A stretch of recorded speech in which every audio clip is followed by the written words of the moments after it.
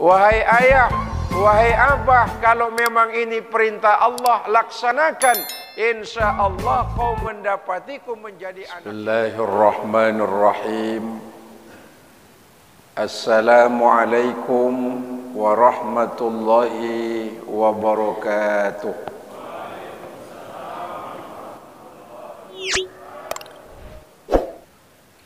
Alhamdulillahi rabbil alamin. Wa bihi nasta'inu ala umuri dunya wad din. Ashhadu an la ilaha illallahul malikul haqqul mubin. Wa ashhadu anna sayyidana Muhammadan abduhu wa rasuluh.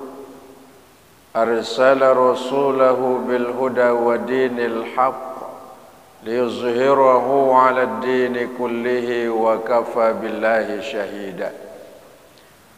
Allahumma salli wa sallim wa barik ala Muhammadin wa ala alihi wa ashabihi wa man tabi'ahum bi ihsanin ila yaumiddin, amma ba'du.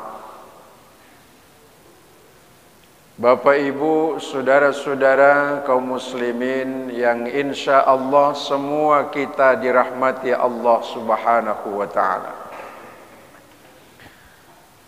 Dalam hitungan hari, insya Allah kita akan merayakan Idul Adha, atau yang lazim kita kenal juga dengan Idul Kurban.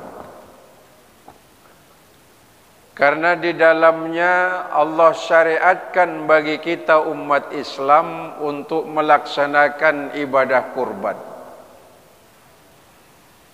Syariat kurban sesungguhnya syariat yang sangat lama. Karena syariat ini diawali dengan perintah Allah kepada Nabi Allah Ibrahim alaihissalam untuk mengorbankan putranya, Nabi Allah Ismail alaihissalam. Dulu Nabi Ibrahim itu pernah berkorban 1000 ekor kambing, 300 ekor onta, Pak. 1000 kambing, 300 ekor onta. Lalu dia berkata, jangankan hanya 1000 kambing dan 300 ekor onta, andai kata Allah takdirkan saya punya anak, sebelum dia punya anak, Pak, anak pun insya Allah saya akan korbankan. Belum punya anak, Pak. Sama dengan kita, kalau belum punya uang rencananya banyak. Nanti kalau saya punya uang, insya Allah saya akan santuni yatim piatu fakir miskin. Saya akan zakat. Saya akan berwakaf di masjid.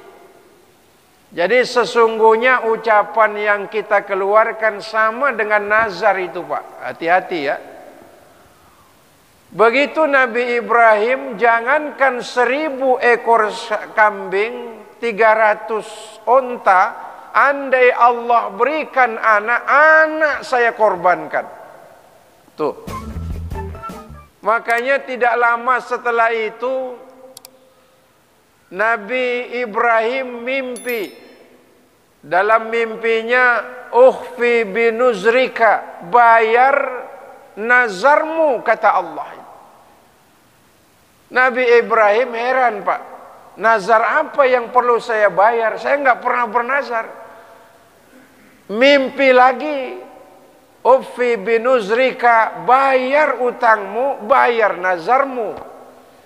Jadi bayar nazar ketika dapat nikmat atau hajatnya diijabah oleh Allah wajib, Pak. Hati-hati ya. Akhirnya 3 malam berturut-turut dapat mimpi macam itu, baru Nabi Ibrahim mendatangi putranya yang sudah mulai beranjak dewasa, Nabi Allah Ismail, dari istri keduanya Siti Hajar. dan menceritakan mimpinya. Dia berkata, ya bunayya inni ara fil manam anni asbahuka fanzur maza taro. Wahai anakku, aku bermimpi Allah perintahkan diriku untuk mengorbankan dirimu. Gimana pendapatmu nak? Ismail yang sudah beranjak dewasa, imannya mantap. Lalu berkata, ya abatif al-ma tu'mar satajiduni insyaallahu minas sabirin. Wahai ayah, wahai abah, kalau memang ini perintah Allah, laksanakan. Insyaallah kau mendapatiku menjadi anak yang sabar. Anak yang sabar maknanya anak yang patuh dan taat kalau itu perintah Allah, Pak. Sekarang ini kita berlomba-lomba menyekolahkan anak supaya cerdas, Pak. Ya enggak? Supaya jenius, supaya jadi sarjana, baik, nggak ada masalah, boleh-boleh saja. Tapi kadang sarjana saja tidak cukup kalau tidak dibarengi dengan kekuatan iman dan ketaatan kepada Allah. Tuh hati-hati ya. Karena kalau mati nggak ditanya oleh Allah, anak kita ini sarjana apa, titelnya berapa, pangkatnya apa, derajatnya bagaimana, tidak ditanya oleh Allah pada saat kita meninggal dunia. Tapi pertanyaan Allah kepada kita orang tua, apakah anak kita didik sesuai dengan ajaran agama apa tidak? Kita bina mereka sesuai dengan syariat Islam apa tidak? Kita kenalkan Allah kepada mereka, kita suruh dia ruku dan sujud kepada Allah apa tidak dalam hidup? Itu yang Allah tanya lewat para malaikatnya. Setelah itu udah mantap nih Pak ya. Nabi Ibrahim ambil tali lalu mengasah pisau Pak.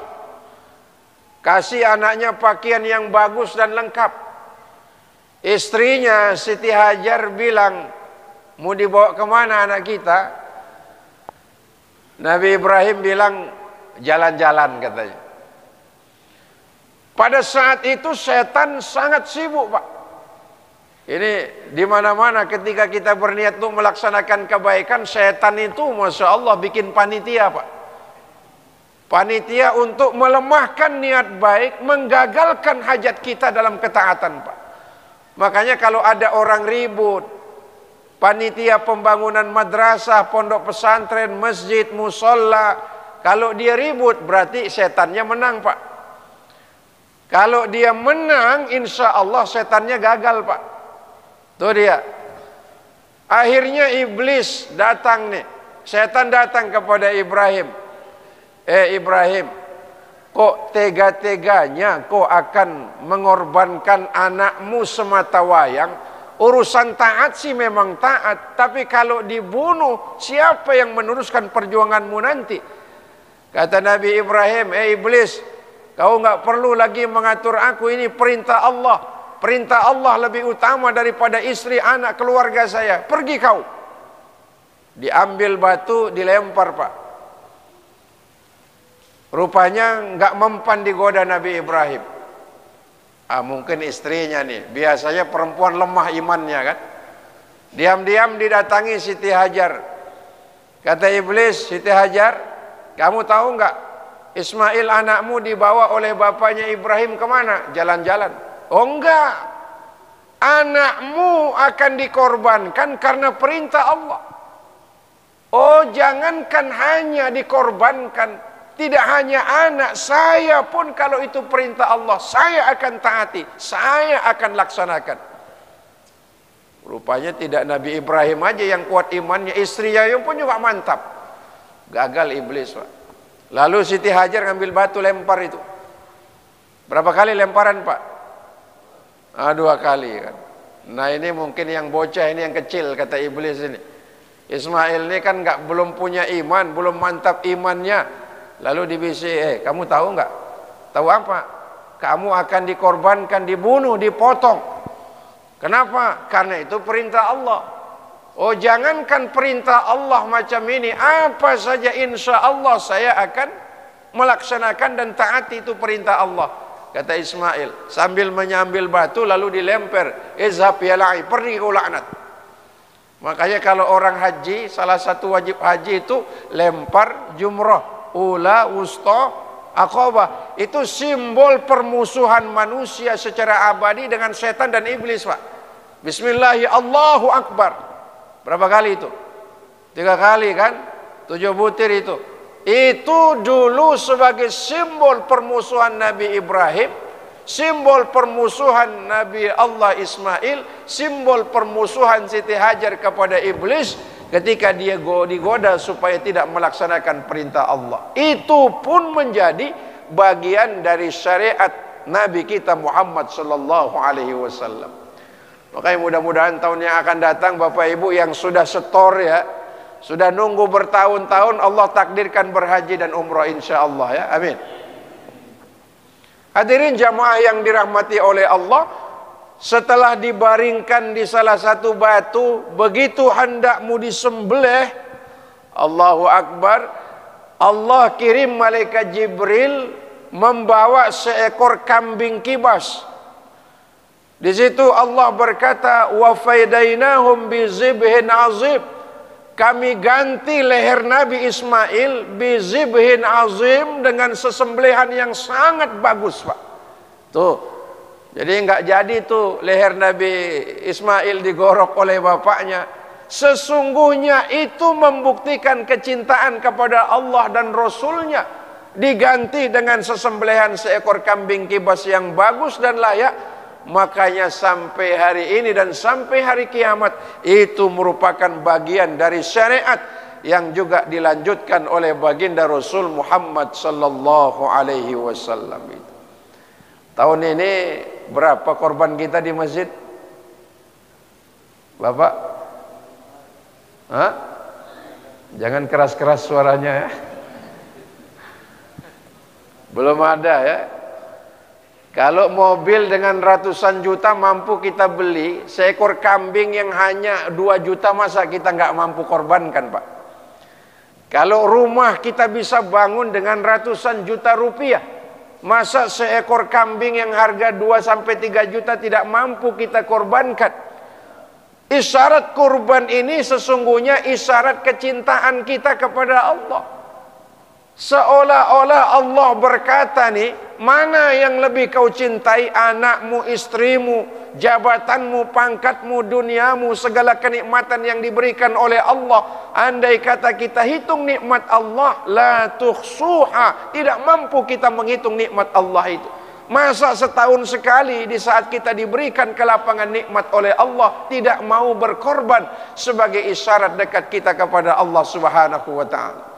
Maka mudah-mudahan nih Bapak Ibu yang sudah diberikan kelapangan rezeki, jangan ditunda, segera berkorban. Kalau nggak berkorban mungkin nanti satu saat Allah akan datangkan musibah, datangkan bencana, datangkan masalah yang justru akan menghilangkan banyak harta benda kita. Ini bagi yang mampu, Pak. Maka hukumnya wajib tuh berkorban bagi yang mampu. Kalau yang nggak mampu lah korban perasaan aja dulu ya. Hadirin yang dirahmati oleh Allah, apa tujuan berkorban? Pertama, menampakkan kecintaan kepada Allah dan Rasulnya. Allah tidak melarang kita mencintai apa saja. Cintai anak, cintai keluarga, cintai istri, cintai pangkat, cintai harta benda, cintai kehidupan yang diberikan oleh Allah. Monggo kata orang Jawa, silahkan saja. Tapi jangan sampai kecintaan kepada pemberian menghalangi ketaatan kita kepada Allah. Yang sampai kepada Allah bukan darah dan daging hewan yang kita korban itu. Yang sampai kepada Allah apa? Yanalut taqwa minkum, niat baik dari hewan yang kita korban itu. Subhanallah itu. Maka siapapun kita sekali lagi yang saat ini diberikan kemudahan oleh Allah, rezekinya banyak, hartanya melimpah, sawahnya selebar-lebar, gajinya jutaan rupiah. Ini banyak yang kaya nggak di sini nih? Insya Allah ya. Masjid semewah dan semegah dengan biaya miliaran mampu, apalagi seekor kambing ya. Kalau nggak mampu sendirian Pak, bisa gotong royong 7 orang tuh. Satu sapi gotong royong 7 orang Pak. Kalau harganya 15 juta, 15 juta kali 7 orang tuh Pak. Berapa dia? 1 juta lebih sedikit kan? Insya Allah kalau memang ada yang mampu, silakan bentuk panitia, nanti serahkan kepada pengurus masjid sebagai bagian dari bukti kecintaan kita kepada Allah Subhanahu wa ta'ala. Dalam Al-Quran dijelaskan, apa kata Allah dalam Al-Quran? Innal ladzina qalu rabbuna Allah thumma istaqamu. Orang-orang yang berkata Tuhan kami adalah Allah, lalu dia istiqomah. Istiqomah dalam apa? Istiqomah dalam ibadah, termasuk ibadah yang dicintai oleh Allah, berkorban Pak. Bukan mengorbankan orang lain demi kepentingan diri sendiri. Bukan mengorbankan agama demi kemaslahatan diri dan golongan. Bukan. Berkorban sebagai isyarat kecintaan dan dekatnya kita kepada Allah. Karena memang kecintaan kepada siapa saja, apalagi kepada Allah. Wong seorang laki-laki yang jatuh cinta kepada perempuan, bukti cintanya apa? Rela berkorban. Ya enggak? Rela apa tidak?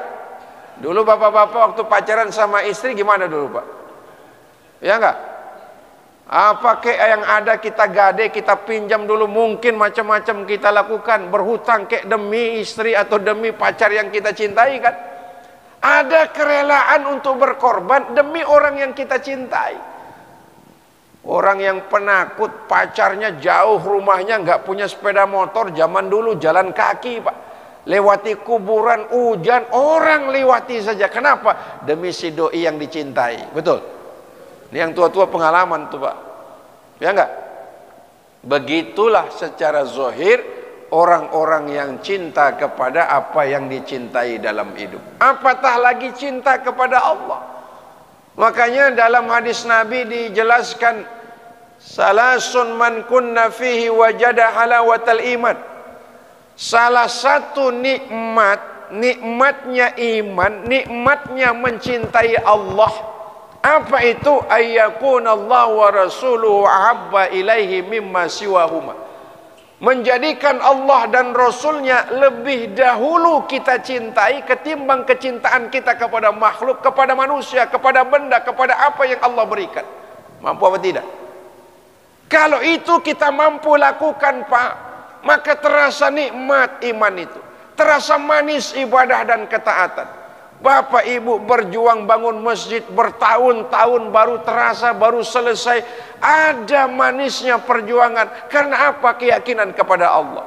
Kita ruku dan sujud tiap hari, zuhur, asar, maghrib, isya, subuh berjamaah. Bertahun-tahun kita lakukan sampai akhir dari perjalanan dunia kita. Kenapa kita lakukan?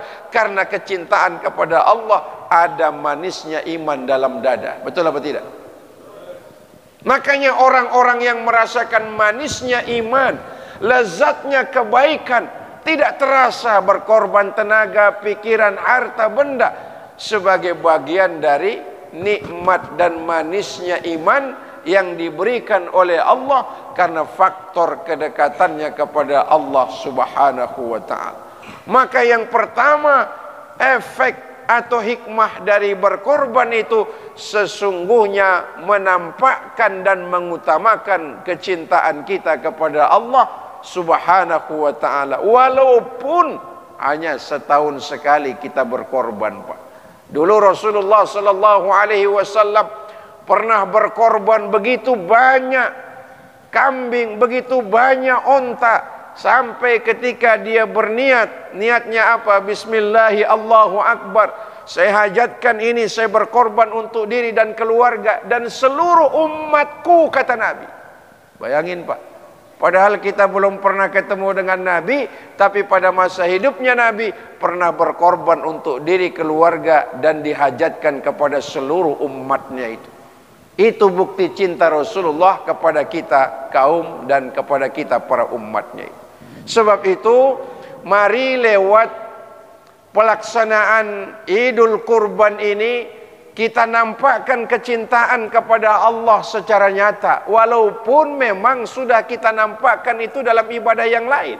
Tetapi sesungguhnya Idul Adha sebagai isyarat dekatnya kita kepada Allah.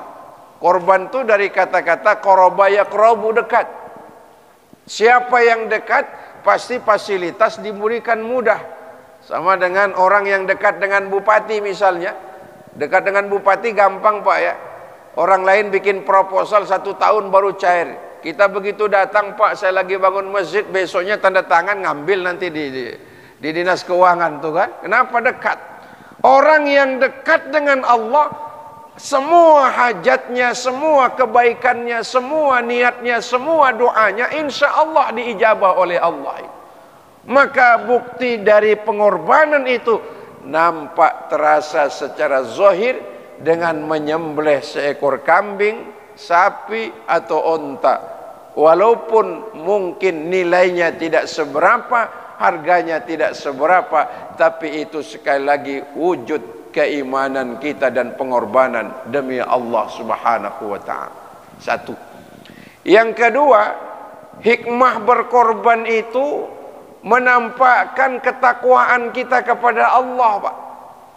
Dalam ayat dijelaskan salah satu tanda orang bertakwa itu yunfikuna fis-sarra wad-dharra, mau menafkahkan sebagian nih, sebagian Pak, enggak semuanya. Sebagian hartanya di jalan Allah pada saat dia lapang maupun pada saat dia sempit. Pada saat dia diberikan kelapangan rezeki dia mau berkorban. Pada saat dia disempitkan dalam urusan harta, dia mampu berbuat untuk kebajikan dan kemaslahatan orang lain. Itu tanda takwa namanya. Selama ini gampang sesungguhnya mengutur takwa. Sedekah segelas air minum kita berikan kepada tetangga, kita sudah bertakwa namanya. Kita menyingkirkan duri di jalan supaya orang tidak terantuk dengan batu misalnya, itu sudah takwa namanya. Pokoknya setiap kebaikan kita ringankan perasaan dan kita tolong orang lain, itu juga takwa namanya Pak. Maka siapa saja yang mampu mengenyangkan yang lapar, menghilangkan dahaga haus seseorang walaupun hanya segelas air minum, maka dia sudah termasuk takwa dalam pandangan Allah Subhanahu wa ta'ala. Tadi di awal saya sudah katakan, yang sampai kepada Allah bukan darah dan bukan daging hewan kurban itu. La yanalallahu luhumuha wala dima'uha. Bukan darahnya, bukan dagingnya yang sampai kepada Allah. Kalau dagingnya dimasak atau tidak dimasak, dipotong, dibagikan kepada fakir miskin, itu sampai begitu kita masak masuk perut, itu kita yang kenyang. Lalu apa yang sampai dari hewan kurban yang kita kurban? Yanalu taqwa minkum. Takwa kita itulah yang sampai kepada Allah. Niat sedekahnya karena Allah, niat korbannya karena Allah, niat menolong orang lain itulah yang sampai kepada Allah Subhanahu wa ta'ala. Maka kita umat Islam kapanpun dimanapun tidak membatasi diri dalam perkara urusan kita sedekah atau untuk menolong dan membantu orang lain dalam kehidupan kita ini. Sebab apa? Sesungguhnya kita umat ini sudah sejak awal dididik oleh agama kita dengan baik. Rasulullah sallallahu alaihi wasallam manusia yang paling pemurah, Pak. Tahu pemurah? Kalau bahasa kita apa pemurah itu? Bukan murah, Pak, pemurah. Apa bahasa kita di sini? Aloma, ya. Ringan tangan, mudah menolong orang lain. Tuh Pak. Di hari kiamat nanti, semua orang dikumpulkan di padang mahsyar. Sejak zaman Nabi Adam sampai manusia terakhir, kumpul jadi satu di akhirat di padang mahsyar. Saat itu panas luar biasa. Tidak ada tempat kita bernaung dan berteduh, tidak ada rumah, tidak ada bangunan. 50.000 tahun akhirat kita akan berdiri menunggu pengadilan Allah, Pak. Di dunia, Pak, maaf kalau ada orang ketangkap mencuri, itu ditahan dulu, disel dulu sama polisi. Ya enggak? Sebelum kasusnya disidangkan, dia di sel dulu. Belum jelas nasibnya. Ketika dia disidang, baru diputuskan, baru dia tahu berapa lama dia akan ditahan di penjara itu. Kita, begitu nanti kiamat, seluruh manusia ini berapa miliar banyaknya sampai hari kiamat kumpul jadi satu, berdiri dalam keadaan tidak jelas nasibnya. Apakah kita akan dihisap secepatnya? Apakah catatan amal kita diberikan dari kanan atau dari kiri? Apakah nanti di Shiratal Mustaqim kita akan liwat dengan selamat? Apakah kami yang akan langsung masuk surga atau yang mampir nanti? Allahu a'lam bishawab. Tidak ada kejelasan. Tapi ada satu golongan, kata Nabi, yang mendapatkan naungan di bawah arsy Allah Subhanahu wa taala pada hari kiamat. Siapa salah satu golongan yang mendapatkan naungan di bawah arsy Allah pada hari kiamat? Mut'imul ji'ad, orang yang gemar memberi makan kepada orang yang lapar, orang yang suka bersedekah dan banyak membantu orang lain. Mungkin kita tidak bisa bersedekah dengan uang banyak, mungkin kita tidak bisa menolong orang dengan yang lebih bagus dan lebih kuat mahal. Sedekah segelas air putih saja, lalu diminum oleh orang lain, menghilangkan hausnya. Apa yang kita dapat? Allah ampuni dosa kita, kata Allah. Apa kata Allah? Innal hasanat yuzhibna sayyi'at. Semua kebaikan yang kita laksanakan jadi penyebab dosa-dosa kita diampuni oleh Allah. Saya pernah cerita kan? Pernah saya cerita, maaf dulu ada perempuan pelacur zaman Nabi Isa. Kerjaannya jual diri, Pak. Satu hari nggak laku. Akhirnya dia minta tolong, minta bantuan. Nggak ada orang yang menolong dirinya. Semua tutup pintu. Karena apa? Maaf dia pelacur. Sampai akhirnya dia mencari pertolongan, tidak ada yang membantu. Dia temukan sumur tua yang masih ada airnya. Lalu dia ambil air itu dengan terompahnya saat itu. Begitu hendak dia minum, ada seekor anjing di sampingnya. Kelihatan sekali dia haus. Menjulurkan lidahnya anjing ini. Oh, ini anjing kayaknya haus, kata perempuan ini. Ngomong sendirian, Pak. Saya juga haus. Anjing ini lapar dan haus. Saya juga lapar dan haus. Mana kira-kira saya selamatkan diri saya atau saya tolong anjing ini? Perang batinnya. Apakah saya, apakah anjing ini? Disimpulkan akhirnya apa? Urung dia minum, dikasih anjing itu minum, menghilangkan lapar dan haus anjing itu. Tidak lama kemudian, kata baginda Nabi kita Muhammad SAW menceritakan peristiwa ini. Pelacur yang tiap tahun maaf menjual dirinya, diampuni semua dosanya oleh Allah lantaran sedekahnya kepada seekor anjing, Pak. Bagaimana kalau kita sedekah kepada fakir miskin? Bagaimana kalau kita sedekah kepada orang tua yang selama ini mendidik dan membesarkan kita? Bagaimana kalau kita sedekah kepada jiran tetangga di mana kita hidup? Tiap saat, tiap waktu dan waktu-waktu tertentu, baik di saat kita lapang maupun di saat kita sempit, tetap kita bersedekah sebagai isyarat takwa kita kepada Allah. Maka berkorban sejatinya menampakkan ketakwaan kita kepada Allah, insya Allah. Sebab itu mungkin lewat ceramah singkat yang saya sampaikan ini, ada yang hatinya terbuka. Kalau sepeda motor jumlahnya 5 bisa kita kredit, mobil yang harganya ratusan kita bisa bayar, rumah yang lantai 2 bisa kita bikin. Masya Allah, sawah ladang kita sangat luas. Masa sih setahun sekali tidak mengorban? Keliwatan namanya kan? Ya enggak? Ya enggak, Pak? Ya jangan munduk-munduk saja. Ya mudah-mudahan setelah pengajian ini ada yang berbisik kepada panitia ya. Saya seekor kambing lah. Yang mampu, Pak. Tapi jangan gara-gara ceramah ini langsung, wah ini wajib. Lalu hutang sana sini nggak boleh, Pak ya. Yang ada kelapangan nih, yang ada kelapangan rezeki yang diberikan oleh Allah.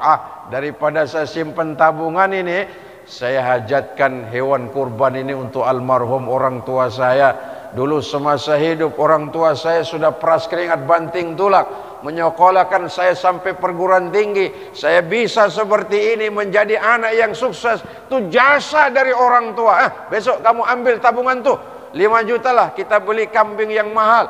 Kalau perlu seekor sapi untuk kita hajatkan kurbannya bagi yang telah meninggal dunia, ahli waris dan keluarga. Itu baru hebat, Pak. InsyaAllah, Pak, ya. Amin. Amin. Ya, kok aminnya kecil nih, ibu-ibu kok nggak amin nih? InsyaAllah, ya. Ini yang kedua. Yang ketiga, hikmah kurban itu menampakkan kecintaan kepada fakir miskin, Pak. Nabi itu terkenal dengan sebutan apa? Abul Yatama wal Masakin. Bapaknya yatim piatu, saudaranya dari fakir miskin. Dekat Nabi dengan fakir miskin, Pak. Kalau kita hari ini maaf-maaf, kita selalu bersahabat dengan pejabat, ya kan? Bersahabat dengan bos, bersahabat dengan orang-orang top, dengan artis, dengan orang populer. Kayaknya mau kumpul sama orang miskin rasanya susah. Bawaannya mau ngantuk saja, ya kan? Kalau dengan miskin, sana-sana kamu sial aja ini. Nggak boleh, Pak. Nabi manusia terbaik, manusia termulia, manusia paling bersih hatinya, paling dekat dengan Allah. Kunci masyrik dan maghrib diberikan oleh Allah. Lebih banyak beliau kumpul dengan fakir miskin dan umat dan sahabatnya yang susah-susah, Pak. Tuh, makanya kumpul dengan orang susah itu terasa lapang batin. Alhamdulillah, saya punya rumah, tetangga ini masih numpang sama mertua. Alhamdulillah, saya punya mobil, tetangga ini masih 5 tahun ngeredit sepeda motor nggak lunas-lunas. Alhamdulillah, saya punya tempat tinggal, tetangga saya masih ngontrak. Itu hikmahnya kalau tinggal dan bergaul dengan orang miskin, Pak. Ada kelapangan, ada keridhaan dengan apa yang diberikan oleh Allah dalam hidup. Coba kalau bapak maaf-maaf bergaul dengan orang kaya. Rumah bapak 10 kali 15, rumahnya sudah 100 kali 25, Pak. Kelihatan miskin kita, kan? Mobil kita harganya 100 juta, dia harga mobilnya 1 miliar 200 juta. Kelihatan miskin kita, enggak? Ya enggak? Kenapa? Karena salah pasangan kita bergaul, Pak. Makanya kalau kita ingin lapang dadanya, ada kesyukuran kepada Allah, hati kita akan menimbulkan rasa cinta. Sering-seringlah bergaul dengan fakir miskin dan orang-orang susah. Yang hadir ini kan rata-rata ini, maaf orang susah, kan? Ya enggak? Peras keringat banting tulang baru diberikan nikmat oleh Allah. Maka hikmahnya akan terasa kecintaan itu kepada mereka. Makanya kata Nabi dalam hadisnya, daging kurban itu yang utama menikmatinya adalah mereka baisal fakir, kata Nabi. Yang utama menikmati daging hewan kurban itu orang-orang fakir, orang-orang miskin. Jangan panitia sama 15 kilo, orang fakir sama setengah kilo. Ya enggak? Ini panitia kurang ajar namanya. Orang susah dikasih seperapat, dia Masya Allah kaki dan pahanya dibawa pulang. Ada, Pak, tapi tidak di sini. No, jauh di sana, kan gitu. Ya maaf. Jadi